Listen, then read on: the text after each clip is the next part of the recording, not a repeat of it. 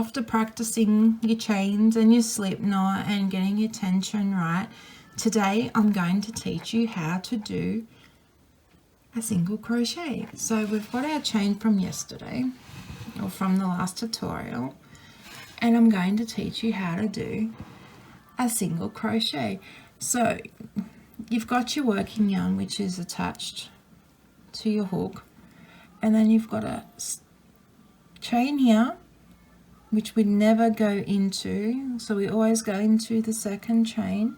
And what I want you to do is push your hook through and I'll get a loop on your hook, and then I want you to yarn over and pick up some yarn, and you pull back through that loop and you'll get 2 loops on your hook. See, 1 and 2.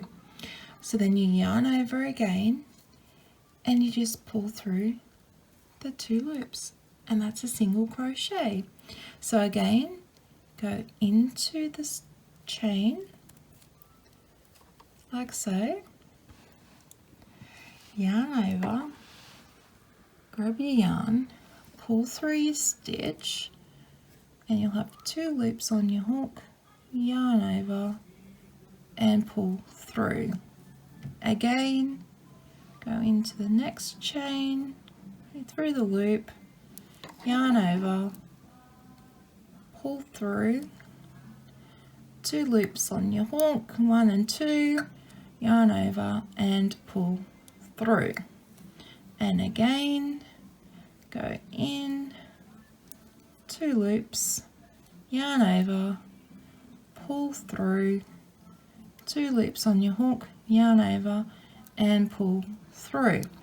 And that, my friend, is your single crochet.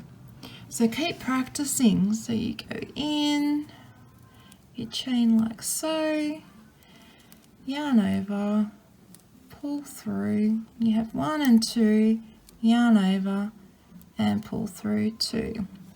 So again, we go in, yarn over, pull through, 2 loops on your hook, yarn over and pull through 2. Again, go in, yarn over, pull up 2 loops, yarn over and pull through 2. And I want you to keep practicing all the way across the chain. Yarn over and pull through 2. Go in the loop, yarn over, pull through, 2 loops on your hook, yarn over, pull through 2. And that is your single crochet. So just go in there again, yarn over, grab your yarn through, 1 and 2, yarn over, pull through 2. And I want you just to keep going all the way across your chain like so. Don't worry if it starts to curl, that's normal. Okay, just let your hook do all the work. The reason I'm guiding with my finger is that the first chain, when you do your first foundation row into your chains, sometimes you'll find that the hook just needs that little bit of guidance. And I just find that's the easiest way to do it. So I just want you to keep on practicing, okay? So go in, yarn over, 2 loops, yarn over, pull through 2. If you get stuck, just rewind the video back and just watch. I don't mind how many times you rewind it, and just keep watching it through, because practice makes perfect, right? And you can do it. I have so much faith in you. You've got this. So go in, grab it, pull through, 2 loops, yarn over, pull through 2. And just keep doing it all the way across. And we'll get to the end very soon. Depending on how many chains that you did, just keep going. And you're doing so well. Now when you get towards the end, which I'm almost there, as you can see, I have 1 and 2 chains left on the end of my row. Now this here is your slip knot. You never count that as a stitch, okay? That is never counted as a stitch.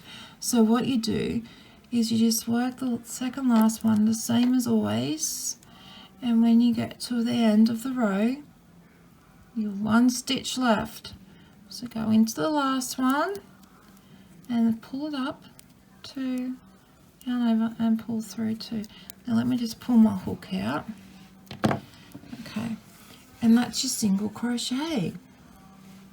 So it doesn't matter how many you did it. Doesn't matter if there's 5 on there, there's 20, there's 30. You did it. So what I want you to do is frog it, which means to rip it out and start over and just keep on practicing. Okay? Just keep on practicing. You can do it. This is the start of your crocheting journey. You've got this, and I'll help you all the way through. Okay, so keep going, and in the next video I'll teach you how to do a half crochet, a half double crochet. Okay, so until then, keep practicing. You've got this, and I'll see you for the half double crochet. Bye bye.